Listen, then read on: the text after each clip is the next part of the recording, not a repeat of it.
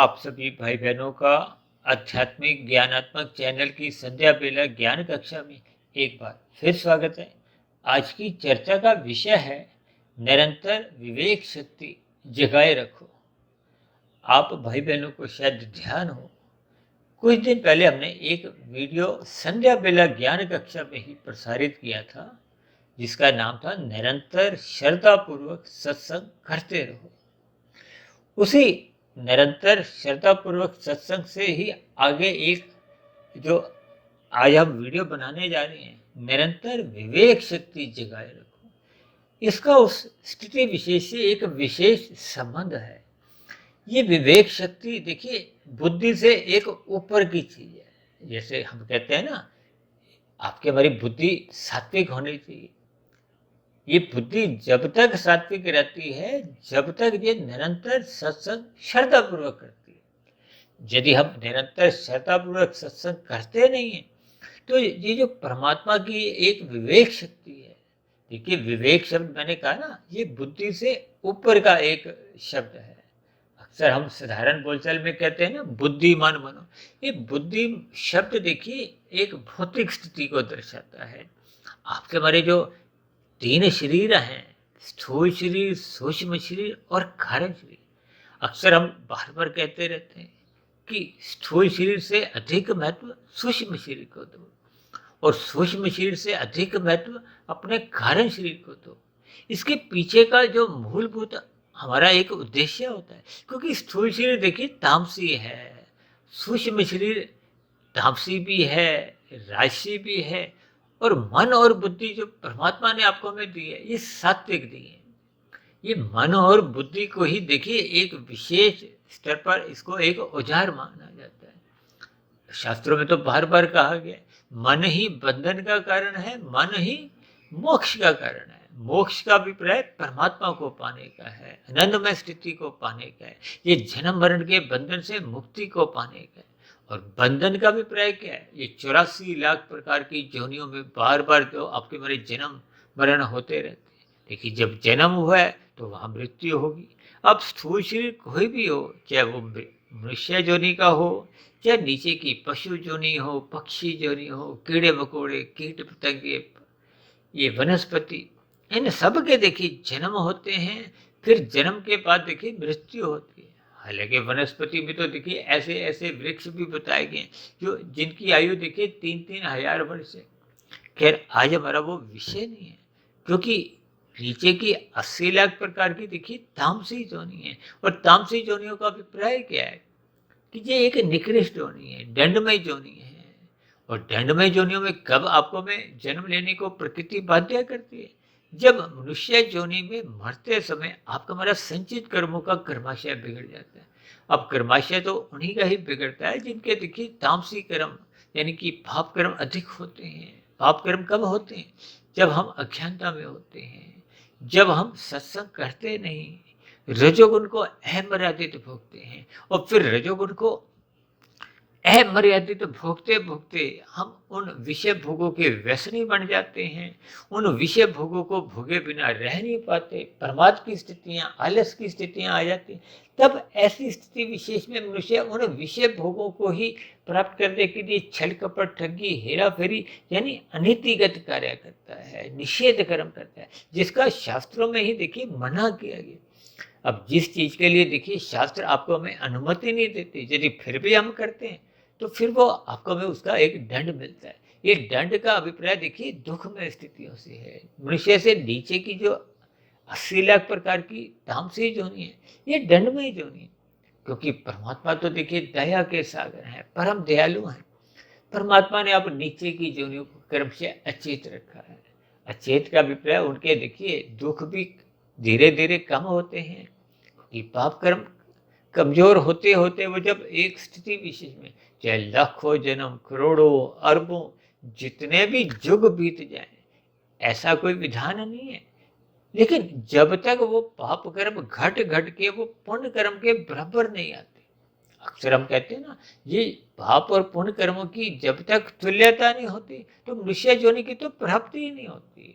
और आपको में तो देखिए मनुष्य जोनी मिली हुई है। मनुष्य जोनी पाकर आपको में पशु वृत्तियों से ऊपर उठना है। पशु वृत्तियां क्या है? आहार, मैथुन, निद्रा, भय। और कलयुग में तो देखिए एक साधारण मनुष्य के जीवन में इन्हीं 5 स्थितियों का ही बोलबाला है।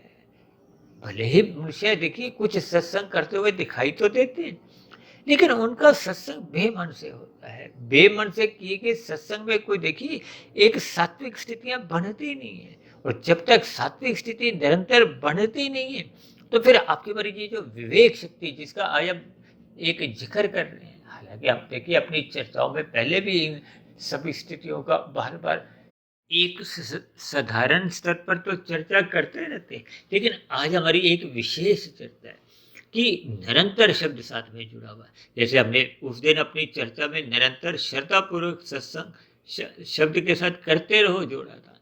आज हमने देखे निरंतर विवेक शक्ति जगाए रखो। अक्सर कभी कभी हम कहते हैं ना बुद्धिमान बनो। ये बुद्धिमान का अभिप्राय देखिए भौतिक उन्नति से है, जब आपके बारे एक सात्विक बुद्धि बनी रहती है। लेकिन जब आपका हमारा एक लक्ष्य परमात्मा को पाने का बन जाता है, अक्सर आपने एक शब्द सुना होगा ना, विवेकशील बनो। देखिए विवेकशील शब्द का अभिप्राय क्या है कि जब हम परमात्मा को जानने के लिए अपना एक आध्यात्मिक जीवन आरंभ करते हैं। देखिए एक होता है भौतिक जीवन, एक होता है धार्मिक जीवन, एक होता है आध्यात्मिक जीवन। इन तीनों का ही देखिए तकनीकी रूप से कुछ एक विशेष अंतर है। लेकिन जब जब आपका हमारा लक्ष्य होता है कि प्रकृति के विषय भोगों को बार बार भोगो, ये जो 5 भोग विषय हैं, गंध, रस, रूप, स्पर्श और शब्द, इनको भोगने के लिए आपके हमारे जो स्थूल शरीर की 5 ज्ञानेंद्रियां हैं, नाक, जिह्वा, आंख, त्वचा, कान, ये आपके हमारी एक स्थूल शरीर की गोलक मानी जाती है। अब स्थूल शरीर तो देखिए तामसी है, ये पृथ्वी, जल, अग्नि, वायु, आकाश का बना है। तो ये जो 5 भोग्य विषय हैं, इनको सूक्ष्म भूत कहा गया है। सूक्ष्म भूतों के कारण ही ये स्थूल भूतों का निर्माण होता है। अब इसके पीछे की व्याख्या क्या है? देखिए आपका हमारा जो एक स्थूल शरीर का निर्माण माता के गर्भ में होता है। माता के गर्भ में आपका हमारा शरीर बनता है। 9 माह 9 दिन का शास्त्रों में ही इसका एक स्थिति बताएगी। जब हम स्थूल रूप से एक जन्म लेते हैं गर्भ में बाहर आकर, तो एक शिशु के रूप में, लेकिन उससे पहले आपकी हमारी देखिए एक प्रथम कोशिका जब गर्भ धारण होता है, अब उसमें आत्मा परमात्मा की एक दिव्य चेतना द्वारा इस स्थूल शरीर का एक निर्माण प्रक्रिया आरंभ होती है। ये निर्माण प्रक्रिया को देखिए आपको मैं ज्ञान पूर्वक समझना होगा। यानी कि ये जो 5 भोग्य विषय हैं, ये सूक्ष्म भूत कहलाते हैं। इन्हीं के कारण ही आपके हमारा एक स्थूल शरीर का निर्माण होता है। अब स्थूल शरीर का और विषय भोगों का शास्त्रों में ही कहा गया है, इनका एक सजातीय संबंध है, क्योंकि ये सूक्ष्म भूत है, ये इसके कारण है। और कार्य क्या है? स्थूल शरीर। इसीलिए एक साधारण मनुष्य की देखिए विषय भोगों में कम अधिक रुचि बनी रहती है। और साधना करने का अभिप्राय क्या है? मनुष्य योनि में ही साधना करने का एक अवसर है। साधना तभी आरंभ होती है जब हम निरंतर श्रद्धापूर्वक सत्संग करते हैं। श्रद्धापूर्वक सत्संग होने से ही फिर आपके मेरे मन बुद्धि के स्तर पर वो एक सात्विक बुद्धि निरंतर बनी रहती है। लेकिन जब ये बुद्धि में रजोगुण की प्रधानता होती है, तो फिर ये एक राजसी बुद्धि कहलाती है। जब बुद्धि में देखिए तमोगुण की प्रधानता होती है, देखिए प्रधानता का अभिप्राय हम अक्सर बार बार कहते रहते हैं कि एक गुण विशेष प्रधान होता है, दूसरा गौण, तीसरा अति गुण। और शास्त्रों में तो कहा कि तमोगुण से 10 गुना अच्छा रजोगुण है, रजोगुण से भी 10 गुना अच्छा सतोगुण है, जिसको अक्सर मैं देखिए अंकों से परिभाषित करता हूँ। तमोगुण को 1, रजोगुण को 10 और सतोगुण को 100। और अक्सर मैं अपनी चर्चाओं में देखिए विशुद्ध सतोगुण जो कि आत्मा के लिए परमात्मा के लिए कहा जाता है, उसको मैं 1000 से 2000 से भी संबोधित कर देता हूँ। अब 2000 से संबोधित इसलिए करना पड़ता है क्योंकि पहले देखिए 1000 रुपये का एक नोट प्रचलन में था। अब तो 1000 रुपये का नोट नहीं है। जब मैंने ये सूत्र बनाया था तो ये 18, 20, 22, 25 वर्ष पहले ये अनायास ही परमात्मा की प्रेरणा से ये बन गया था। तो ये सभी स्थितियाँ को आपको मैं ज्ञान पूर्वक एक संबंध समझना होगा। अब एक के सिक्के को हम उठाने में कोई दिलचस्पी नहीं होती, 10 के सिक्के में भी आपकी हमारी दिलचस्पी नहीं होती। अक्सर हम बार बार चाहते हैं कि 2-2 हज़ार के नोट इकट्ठे हों, यानी कि आर्थिक दृष्टिकोण से आपका हमारा लाभ क्या है कि हम 2000 का नोट लें, 100 के नोट को छोड़ दें। अब 2000 का नोट देखिए, 1000 का नोट एक ही बात है। इसका अभिप्राय क्या है कि हम अधिक लाभ चाहते हैं। अब अधिक लाभ को अब आप परमात्मा से जोड़िए। अब परमात्मा तो देखिए आनंद स्वरूप सत्ता है। अब अधिक लाभ किसमें? आनंद पाने में। जबकि प्रकृति तो देखिए एक द्वैत है, जहाँ सुख और दुख निरंतर बने रहते हैं। सुख को चखते समय उसके नीचे जो छिपा हुआ दुख है आपको में नजर नहीं आता। और शास्त्रों में तो कहा गया, भगवान श्री कृष्ण जी ने ही गीता में बार बार कहा, ये जगत तो दुखालय है। दुखालय का अभिप्राय क्या है? यहाँ त्रिविध ताप, हमने एक वीडियो बनाया था लगभग 2.5-3 वर्ष पहले। त्रिविध ताप, 3 ताप। एक तो हमें अपने कर्मों द्वारा मिलते हैं, एक दूसरे की जो कर्मों द्वारा, पाप कर्मों द्वारा आपको हमें एक दुख की एक प्रक्रिया से गुजरना होता है। स्वयं के दुखों का जो एक है वो तो स्वयं के कर्म होते हैं, वो आध्यात्मिक दुख होते हैं। और अन्यों द्वारा, चाहे वो पशु पक्षियों द्वारा आपको हमें कोई एक विपरीत स्थितियां मिलती हैं, दुख मिलते हैं, या अन्य मनुष्यों द्वारा, उनको भौतिक दुख कहा जाता है।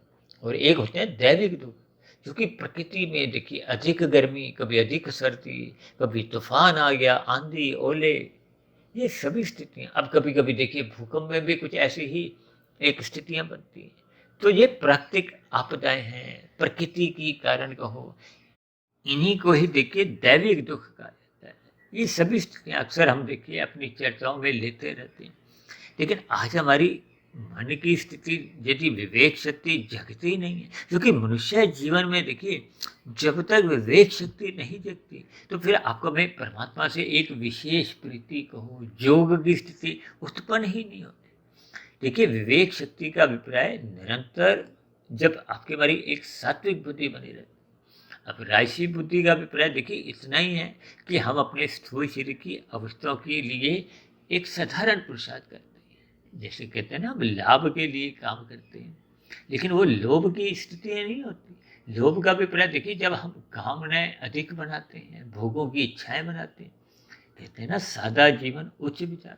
सादा जीवन का अभिप्राय देखिए एक साधारण अवस्थाओं की पूर्ति से। आपको हमें दाल रोटी चाहिए, रहने को घर चाहिए, पहनने को वस्त्र चाहिए। जब ये साधारण स्थितियाँ होती हैं, भोग रस बुद्धि से प्रेरित होते हुए नहीं, तो फिर आपकी मान लीजिए एक साधारण आवश्यकता है स्थूल शरीर के स्तर पर।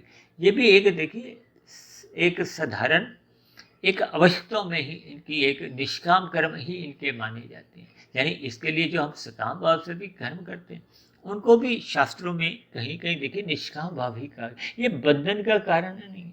अब बंधन का कारण कब बनते हैं? जब हम रस बुद्धि द्वारा सकाम भाव से कर्म करते हैं, राशि कर्म करते हैं, चाहे हम सात्विक कर्म करते हैं। देखिए रजोगुण से, क्योंकि सतोगुण अच्छा है। अब रजोगुण में हम धर्मानुसार कर्म करते हैं, प्रकृति के अन्य जीवों को सुख भी नहीं देते, दुख भी नहीं देते। जबकि सतोगुण में हम विशेष प्रकार के कर्म करते हैं, पहले दूसरों को सुख मिले, फिर उसके बदले में मुझे भी मिले। तो ये संसार पाने की इच्छा बनी रहती है। यानी कि रजोगुण अच्छा गुण है तमोगुण से, यानी कि छीनने के बजाय आप कर्म करते हो, धर्म का पालन करते हो, विधि विधान द्वारा विहित कर्म करते हो। निषेध कर्मों से हम बचते हैं, लेकिन निषेध कर्मों को ही शास्त्रों में पाप कर्म कहा गया। और विहित कर्म जिनकी शास्त्र आपको में एक अनुमति देती है, उनको एक विहित कर्म कहा गया। विहित कर्मों में देखिए राशि कर्म भी आते हैं और सात्विक कर्म भी माने जाते हैं। राशि कर्म से 10 गुना अच्छे सात्विक कर्म है, क्योंकि रजोगुण से 10 गुना अच्छा सतोगुण है। और उससे भी अच्छे गुण है वो निष्काम कर्म है, जिसका भगवान श्री कृष्ण जी ने अर्जुन के माध्यम से आपको में निष्काम भाव से कर्म करने की प्रेरणा दी। अब निष्काम भाव से कर्म कब होते हैं? जब आपके हमारी विवेक शक्ति जग जाती है। विवेक शक्ति जगने का अभिप्राय क्या है? कि परमात्मा को पाने की ही एक निरंतर एक जिज्ञासा बनी रहती है। एक विशेष इच्छा जब बन जाती है परमात्मा को जुड़ने की कहो, जानने की, क्योंकि जुड़ने के लिए ही हम परमात्मा को जानना चाहते हैं, पाना चाहते हैं। और पाने का अभिप्राय क्या है? परमात्मा तो देखिए सच्चिदानंद है, आनंद स्वरूप सत्ता है। जबकि आत्मा कहीं भी देखिए आनंद स्वरूप नहीं, उसका ज्ञान स्वरूप है। ज्ञान स्वरूप का अभिप्राय क्या है?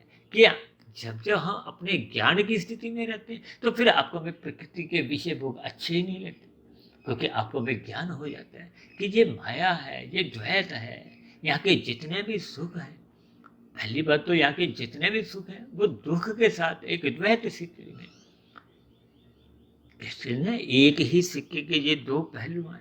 एक सिक्का जैसे ही आप उठाते हो तो उसका निचला हिस्सा देखिए सुख के साथ दुख जुड़ा रहता है, ये साथ ही आया। और अक्सर आप महसूस करोगे कि आपके हमारे जीवन में वर्तमान समय में देखिए जितने भी दुख आते हैं, उन दुखों का यदि आप कारण ढूंढोगे तो कहीं ना कहीं आपके हमारे जो रजोगुण है, भोग विषय है, कहीं ना कहीं वो कारण रूप में आपको हमें, चाहे वो युवावस्था में आपने हमने कोई गलतियां की या प्रौढ़ अवस्था में कोई गलतियां की। और गलतियां कब होती हैं? जब हम अज्ञानता में होते हैं, सत्संग नहीं करते, कहते हैं ना अंधकार में जब हम होते हैं तो आपसे हमारे एक ठोकरे लगते हैं, क्योंकि अंधकार में आपको हमें नजर नहीं आता, स्थूल वस्तु में भी आपको हमें नजर नहीं आती। तभी तो शाम को जैसे ही एक अंधकार की स्थिति वैसे ही प्रकृति के वातावरण में आती है, क्योंकि सूर्य का प्रकाश तो नित्य बना रहता है, लेकिन पृथ्वी ही अपनी सतह पे घूमती है। अब पृथ्वी देखिए सूर्य के भी चक्कर काटती है, साल में पूरे 1 साल लग जाता है, तो फिर भी विभिन्न ऋतुएं बनती हैं। देखिए प्रकृति को आप और हम जितना ज्ञानपूर्वक समझते जाएंगे तो फिर आपका ज्ञानपूर्वक ये जो माया है, माया के जो 3 गुण हैं, देखिए सतोगुण को मुक्तिदायक माना गया है और रजोगुण और तमोगुण को एक बंधनदायक गुण माना गया है। और रजोगुण और तमोगुण में देखिए रजोगुण की तो कोई एक प्रशंसा नहीं की, शास्त्रों में कहा गया सतोगुण की प्रशंसा करो, रजोगुण के प्रति उदासीन रहो। उदासीन का मतलब क्या है कि इस रजोगुण को मात्र अपनी अवस्थाओं तक ही सीमा में रखो, अपनी रस बुद्धि मत लगाओ। ये विषय भोगों की जो एक लोलुपता है, इसके लिए आप प्रयत्न नहीं करो।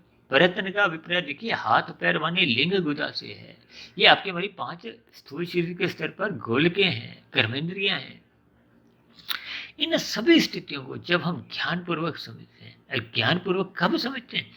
जब हम निरंतर श्रद्धापूर्वक सत्संग करते रहते हैं, परमात्मा को पाने का एक लक्ष्य बना लेते हैं, यानी कि आपके हमारे जीवन में धर्म प्रथम स्थान पे बना रहता है। अर्थ और काम धर्म की 4 दीवारी में हम उनको एक बांध कर रखते हैं, अपने जीवन में एक मर्यादाओं का पालन करते हैं, जिसका उपदेश भगवान श्री कृष्ण जी ने गीता में अर्जुन के रथ के 5 घोड़ों की लगाम अपने हाथ में रखी है।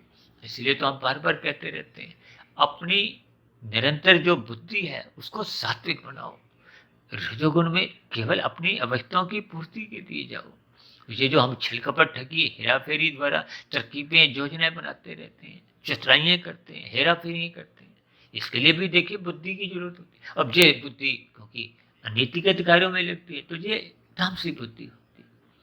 अब तामसी बुद्धि की तो देखिए निंदा की, कहते हैं ना सत्वगुण की प्रशंसा करो। ये सत्वगुण में रहते हुए आपके बड़ी एक विवेक शक्ति जागती है। विवेक शक्ति जगने से शास्त्रों में जो जो सूक्ष्म रहस्य है, परमात्मा का ज्ञान विज्ञान, ये प्रकृति के 3 गुण कैसे कैसे कार्य करते हैं, और हम तो बार बार इन पर देखिए चर्चाएं करते हैं। और ये जो आपके हमारे 3 शरीर हैं, स्थूल शरीर, सूक्ष्म शरीर, कार्य शरीर, इनका जब हम एक संबंध जान लेते हैं, आत्मा परमात्मा का जो एक सजातीय संबंध है, देखिए आत्मा एक देशीय है, अनु है, और ये इसका ज्ञान स्वरूप स्थिति है। और ये ज्ञान कब अवरत होता है? जब हम प्रकृति के रजोगुण का और तमोगुण का अधिक संग करते हैं। ये सभी स्थितियां जब आप और हम ज्ञान पूर्वक समझने लगते हैं, लेकिन जब हम निषिद्ध कर्म करते हैं, पाप कर्म करते हैं, तो आपका हमारा कर्माशय बिगड़ता है, और जब कर्माशय बिगड़ता है तो उससे संबंधित संस्कार भी बनते हैं। अब संस्कार जैसे जैसे बढ़ते जाते हैं कारण शरीर में, वो बने हुए संस्कार फिर मन बुद्धि के स्तर पर देखिए वो फुरने जगाते हैं। ये फुरने जगने से ही तो स्थूल शरीर के स्तर पर वो फुरने आपके भरे स्थूल शरीर की गोल को मजबूर कर देते हैं, बाध्य कर देते हैं, कहते हैं ना धक्का देते हैं। अब ये वाला भोग भोगो, अब ये वाला एक पापकर्म भले ही करो, मनुष्य पापकर्म करने से हिचकता नहीं है, लज्जा महसूस नहीं करता। देखिए ना एक साधारण मनुष्य देखिए प्रतिदिन ही जो मांसाहार भोजन का सेवन करते हैं, वो पापकर्म करने से डरते नहीं। भले ही शास्त्रों में कहा गया किसी की हत्या करना, मांसाहार भोजन, ये पाप कर्म है। हम मनुष्य देखिए दिन में रात में ये सभी स्थितियों से गुजरता है, यानी कि जीविका के स्वाद के लिए वो कितने ही पशुओं का, पक्षियों का हत्या करता है। भले ही वो स्वयं हत्या नहीं करता, वो तो देखिए होटल में जाता है या घर पे बना बनाया ऐसे सामान। और आजकल तो देखिए मांसाहार भोजन का ये प्रचार की स्थितियां भी बन गई हैं। और बड़े बड़े जो अभिनेता हैं फिल्मी जगत के, वो भी देखिए अज्ञानतावश इनके प्रचार में लगे हुए हैं, केवल कुछ करोड़ रुपयों के लिए, प्राप्ति के लिए। जबकि ऐसे मनुष्यों के पास देखिए पहले ही कितना करोड़ों रुपया रखा हुआ है, वो भी उन्होंने जीवन में खाना नहीं, लेकिन फिर भी अज्ञानतावश, क्योंकि सत्संग की न्यूनता है। सत्संग की न्यूनता होने पर उनको अपने किए गए कर्मों पर कोई पछतावा भी नहीं होता कि मेरा कर्माशय बिगड़ रहा है, मरने के बाद फिर हमें अधोगति की स्थितियों से गुजरना होगा। क्योंकि शास्त्रों में बार बार कहा गया है, मनुष्य योनि तभी मिलती है जब संचित कर्मों में पाप और पुण्य कर्मों की कम से कम तुल्यता होती है। और यदि ये तुल्यता बिगड़ जाती है, पाप कर्म अधिक हो जाते हैं, तो फिर प्रकृति आपको में बाध्य कर देती है नीचे की जोनियों में। ये दंड रूपी जोनियां हैं। भले ही परमात्मा ने उन सभी जोनियों के जीवों को अचेत रखा है ताकि उनको दुखों का बोध नहीं हो। जैसे जैसे उनके दुख कम होते होते वो पुण्य कर्म के बराबर आते हैं, फिर उनको मनुष्य जोनि मिल जाती है। भले ही लाखों करोड़ों अरबों जोनियों तक नीचे भटकना होता है। ये सभी स्थितियां आपको में ज्ञान पूर्वक समझनी होगी। और अपने मिले हुए जीवन में देखिए निरंतर श्रद्धापूर्वक सत्संग करते हुए मनन करना है। मनन करते हुए अपने शुभ संस्कार बनाने हैं। देखिए ये शुभ संस्कार तभी बनते हैं जब मनुष्य निष्काम भाव से कर्म करता है, यानी कि प्रकृति से उसका ज्ञान पूर्वक वैराग्य होने लगता है। ज्ञान पूर्वक वैराग्य होने पे ही आपके मारे जो नए कर्म है वो निष्काम भाव से, यानी कि कर्म योग की स्थिति बनती है। ये योग की स्थितियां बनने के लिए देखिए विवेक शक्ति का जगना अनिवार्य है। इसलिए तो हम बार बार कहते रहते हैं रात को जल्दी सो जाओ, क्योंकि रात को मोहनात्मक स्थितियां होती हैं। आपका मारे एक स्थूल शरीर के स्तर पर विषय भोगों की एक वासनाएं अधिक भड़कती, उत्तेजित रहती, जो अंतोगत्वा आपके बारे देखिए एक रजोगुण बढ़ाती है। रजोगुण के बढ़ते बढ़ते कब तमोगुण बढ़ने लगता है, पाप कर्म होने लगते, मनुष्य को इसका बोध नहीं होता। इसीलिए तो कहा जाता है कि रात को जल्दी सो जाओ और सुबह ब्रह्म मुहूर्त का संग अवश्य करो, क्योंकि ब्रह्म मुहूर्त सतोगुण की एक शुद्धतम स्थिति है। सूर्य निकलने से पूर्व के जो 2 घंटे 40 मिनट की स्थिति है, इस स्थिति विशेष में देखिए विवेक शक्ति जगने की संभावनाएं अधिक होती है। इसलिए तो हम बार बार कहते हैं निरंतर विवेक शक्ति जगाए रखो। विवेक शक्ति जगने का अभिप्राय क्या है और निरंतर का अभिप्राय क्या है कि ये आपकी हमारी एक आध्यात्मिक उन्नति की यात्रा को एक गति देती है। आध्यात्मिक उन्नति का अभिप्राय क्या है, कर्म योग, ज्ञान योग, भक्ति योग। और ये योग की स्थितियां देखिए तभी बनती हैं जब मनुष्य की सतोगुण की स्थितियां, सात्विक स्थितियां, यानी कि आपके हमारा जीवन मर्यादित होता है, अनुशासन में रहता है, दिनचर्या एक व्यवस्थित रहती है। ये स्थितियां जब आपके हमारे जीवन में निरंतर बनी रहती है तो फिर विवेक शक्ति जगती है। और आज तो हमने वीडियो का नाम ही क्या रखा है, निरंतर विवेक शक्ति जगाए रखो। इसका अभिप्राय क्या है कि निरंतर अपने कर्तव्य कर्मों का ईमानदारी से पालन करते रहो, ताकि आपके हमारी देखिए निरंतर आध्यात्मिक उन्नति, क्योंकि भौतिक उन्नति तो देखिए मरने के साथ ही समाप्त समझी जाती है, जबकि आध्यात्मिक उन्नति मनुष्य अपने मिले हुए जीवन में जितने जितने अनुपात में कर लेता है वो सुरक्षित बनी रहती है। पुनः मनुष्य जोनि मिलती है और पुनः मनुष्य जोनि में वो संस्कारी फिर माता पिता मिलते हैं, गुरुजनों का संग मिलता है, यानी कि ऐसी अनुकूलताएं मिलती हैं कि वो जो हमने पहले की, अब उदाहरण के लिए यदि आपने पहले 35% की आध्यात्मिक उन्नति कर ली थी, इसका अभिप्राय क्या है कि आपका कारण शरीर 35% शुद्ध हो चुका था। अब 35% शुद्ध होने का अभिप्राय क्या है कि आपकी हमारी 35% की आध्यात्मिक यात्रा हो चुकी है। आत्मा के ऊपर जो एक आवरण था वो 35% शुद्ध हो चुका है। अब जैसे ही ये 35 से 40, 50, यानी कि जब तराजू का पलड़ा झुक जाएगा परमात्मा की ओर, तो फिर ये और अधिक गति पकड़ लेते हैं। देखिए इन सभी स्थितियों को ही आपको हमें ज्ञानपूर्वक समझना होगा। अपनी विवेक शक्ति को निरंतर जगाए रखने का अभिप्राय क्या है कि आपको हमें एक योग की स्थिति को निरंतर आगे बढ़ना होगा। कर्म योग से ज्ञान योग, ज्ञान योग से भक्ति योग। जैसे देखिए हम गाड़ी चलाते हैं, ऑन करने के बाद हम पहला गियर डालते हैं तो गाड़ी अधिक तेजी से नहीं चलती। फिर दूसरा फिर तीसरा और चौथे गियर में गाड़ी भागने लगती। ये चौथे गियर में गाड़ी भागने का अभिप्राय क्या है? भक्ति योग से है। तो ऐसी सभी शुभ स्थितियाँ आपके हमारे जीवन में तभी बन पाती हैं जब निरंतर विवेक शक्ति एक जगी रहती है। और विवेक शक्ति निरंतर तभी जगती है जब हम निरंतर श्रद्धापूर्वक सत्संग करते रहने का अपने एक शुभ संस्कार बनाए रखते हैं। ऐसी सभी शुभ स्थितियाँ आपकी भी बने, यानी कि आपकी निरंतर विवेक शक्ति जागृत अवस्था में रही, ब्रह्म मुहूर्त में उठने का आपका मेरा एक संस्कार बने और आपके मेरा मिला हुआ जीवन सफल हो, सार्थक हो। देखिए, सार्थकता तो आपकी मेरी आध्यात्मिक उन्नति में ही है। ये भौतिक उन्नति तो देखिए हम अपने मिले हुए जीवन में जितने भी अनुपात में कर लेते हैं, ये तो मरने के बाद समाप्त समझी जाती है। और ऐसी कितनी ही भौतिक उन्नति करने वाले लोग हैं जो उस किए गए भौतिक उन्नति को मिले हुए जीवन में भी भोगने में असमर्थ रहते हैं। स्थूल शरीर तो निरंतर निष्क्रिय होता जाता है, वो भोगने में असमर्थ हो जाते हैं। ऐसे कितने ही धनी लोग हैं जो अपने जीवन काल का जो अंतिम स्थिति है वो अस्पतालों में बिताते हैं। खाने पीने की भी नलियाँ लगी हुई है, मल मूत्र त्यागने की भी नली लगी हुई है। तब ऐसी स्थिति विशेष में यदि हमने वो अनीतिगत कार्यों से, पाप कर्मों से वो भौतिक उन्नति की थी, तो फिर ऐसी स्थिति विशेष में आपका हमारा क्रमशः भी बिगड़ा होता है। फिर मनुष्य को मरने के बाद नीचे की योनियों में उन अधोगति की स्थितियों से, दुखमय स्थितियों से गुजरना होता है। तो इसलिए मेरी आप सभी भाई बहनों से विनती है, अपने कर्मों में निरंतर सुधार करें, निरंतर श्रद्धापूर्वक सत्संग करते रहें, ताकि आपकी हमारी निरंतर विवेक शक्ति ऑन रहे। ऑन का अभिप्राय है आगे जगी रहे, जगी होने का अभिप्राय निरंतर बढ़ती रहे, ताकि ये जन्म मरण का बंधन एक ऐसी स्थिति विशेष बने जब आपका हमारा विवेक शक्ति पूर्ण रूप से 100% जाग जाती है, यानी कि आपका हमारा कारण शरीर पूर्ण रूप से शुद्ध हो जाता है। तो फिर आत्मा पर किसी भी प्रकार का कोई आवरण नहीं होता। फिर स्थूल शरीर के मरने पे फिर कारण समाप्त हो चुका होता है, यानी कि कारण शरीर अपनी स्थिति समाप्त कर चुका होता है। शुभ संस्कार बनाते हुए कहो, विवेक शक्ति 100% जगने पे कहो, तो फिर मरने के बाद यानी कि स्थूल शरीर की मृत्यु आने पे फिर मनुष्य मोक्ष काल में आनंद की स्थिति को, आध्यात्मिक शरीर की प्राप्ति को, इन स्थितियों को प्राप्त होता है। तो ऐसी सभी शुभ स्थितियाँ आपकी भी बनने की एक स्थितियाँ हों। इन्हीं शुभकामनाओं के साथ चर्चा विशेष को यहीं विश्राम देते हैं। कल सुबह फिर मिलते हैं ब्रह्म मुहूर्त ज्ञान उपदेश कक्षा में। तब तक आप अपने आध्यात्मिक में सुधीर भाटिया फकीर को इजाजत दें। आप सभी भाई बहनों की ऐसी शुभ स्थितियां निरंतर बनने के लिए मेरी ओर से बहुत बहुत शुभकामनाएं।